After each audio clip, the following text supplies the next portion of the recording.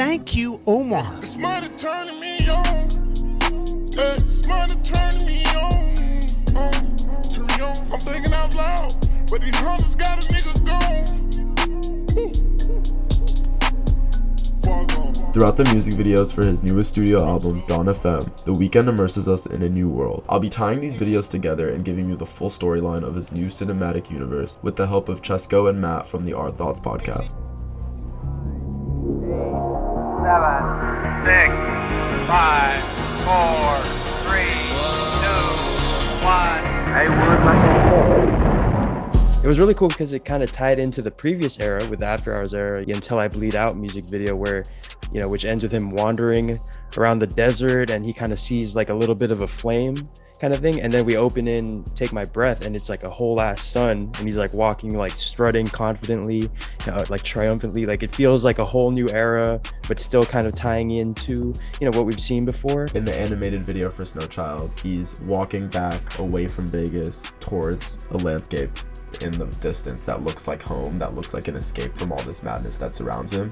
And the more he walks, the more he realizes he's still just stuck in Vegas. He actually runs into another Abel, and there he is confronting that next generation of who he's gonna be. All of After Hours, he was like the menace, right? He was the bad guy. He kind of had all the confidence. He was like the one chasing the girl. Compared to our first look at this new character in Take My Breath, he's like terrified the whole time. From the desert, he's like walking through, he eyes the girl, and then after she kind of takes advantage of him, he like breaks down. And I think that's kind of the first moment this character is like broken down like that. This character is kind of learning the consequences of their actions.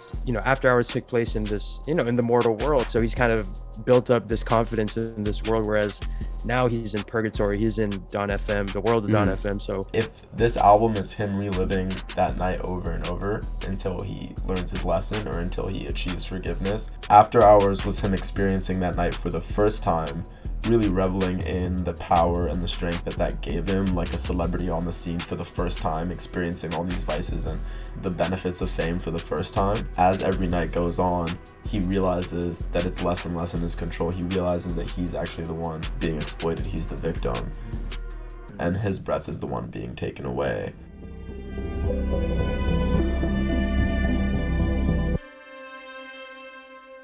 It's not really on the timeline or the storyline of the rest of the videos. It's kind of a consequence of the rest of the videos. So these videos kind of show how The Weeknd becomes the victim of this cycle that once gave him so much power and gave him so much status. He is kind of reveling in all these things he used to enjoy, not knowing he's being punished for them. And what we're seeing here is that he is the flame that's inspiring all the moths to follow suit. So all these people in the crowd are kind of like his fans who are listening to what he's saying in his songs, really giving in to lust and vice the same way he does, looking to him as an example. And he's kind of like, don't look to me as an example. Y'all are doing all this shit and we'll end up in the same situation I'm in. That's why he probably feels so and looks so guilty all the time. He thinks he's like leading all his fans down this path. And it's like kind of not his choice. Like he's still surrounded by these shadowy figures. He's still kind of like tied up. These ties are also like kind of like connections to his fans.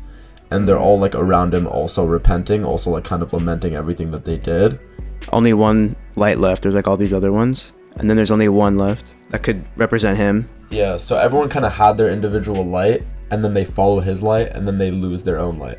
And belong to the world, it's like maybe at this point he was still an observer of all of this that was happening. He's like amongst the crowd still. In the dark, while the light is like somewhere in the middle. Like through him telling stories of like the darkness and toxicity in his own life, he feels guilty of spreading that to other people's lives, and feels like he has to go on this personal journey of atonement for himself to make that atonement possible for anybody else. what's interesting is that we're introduced to this purgatorial world. We're not really told it's purgatory until sacrifice. He's not the one in charge at all. And it's kind of like with Moth to a Flame, like he's in the center, he's the person all these people look up to, but he's not the one in charge. There are these people looking over him. He's all roped up. What he's being chained to is like the circle. It's like a circle, so it's like he's being chained and stuck in that loop.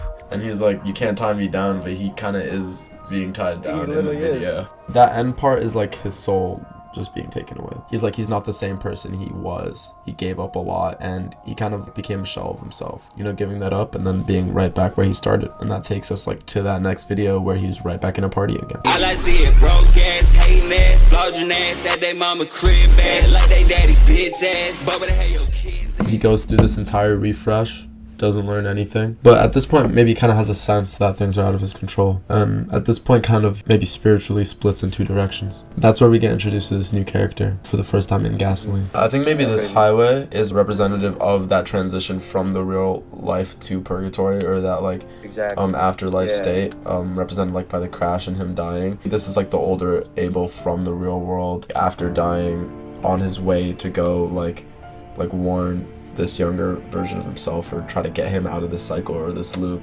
Yeah, I've also seen the theory that like, you know, his body's already decaying, like representative of like what happens when you get buried, you know, like bugs are literally crawling into his ear, and like he runs into this like stop sign, and it's like him kind of like abruptly dying, like, you know, his life's come to like a stop, like right then and there. And then from there we kind of transition into that nightclub scene.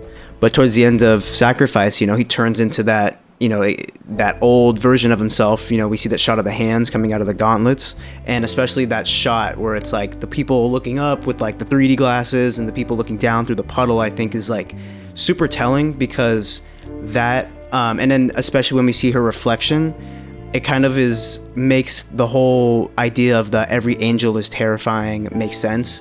And that these are these people who are very, you know, everyone in this alternate world is really hot, is really like sexualized, everyone's always like in the middle of an orgy, but it's because they're like kind of chained to it, and like they're become obsessed, and they kind of sell their soul to that, and so when we see them in our real world, they look like demons, whereas when you see them in, you know, through the puddle in the Dawn of Femme world or the purgatory, they look, you know, as if they were normal. That like older version of him is what he'd look like if they actually like saw him. Once like the young Abel sees the old version of himself, and now all these like attractive people around him start like showing glimpses of who they actually are in that world where they're supposed to all like look the way that like they're conditioned to see themselves as. Like the illusion is getting broken. But then all these people are still underneath looking up, and the illusion isn't broken for them. These are kind of like the stars, but also like the angels to these people. I mean, but they're stuck there because they're looking down, like kind of trying to get out.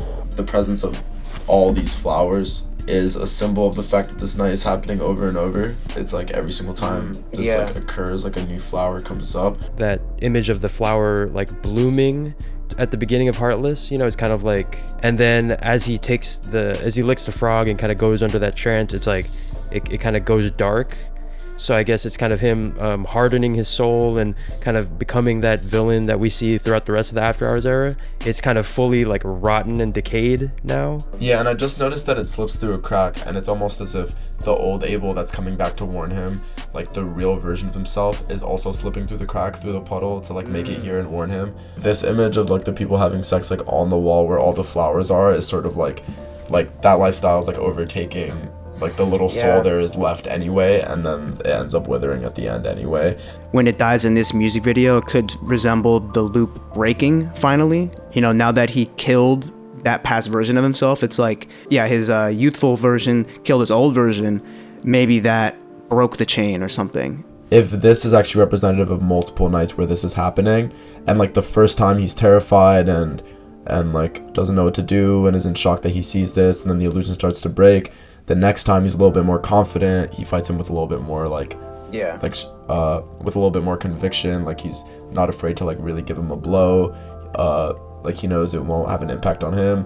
And then by the end, he's gassed up by like all the people around him. He's ready to just like finally kill him off, like ignore the signs, like stay there forever, sacrifice himself basically for more of the night.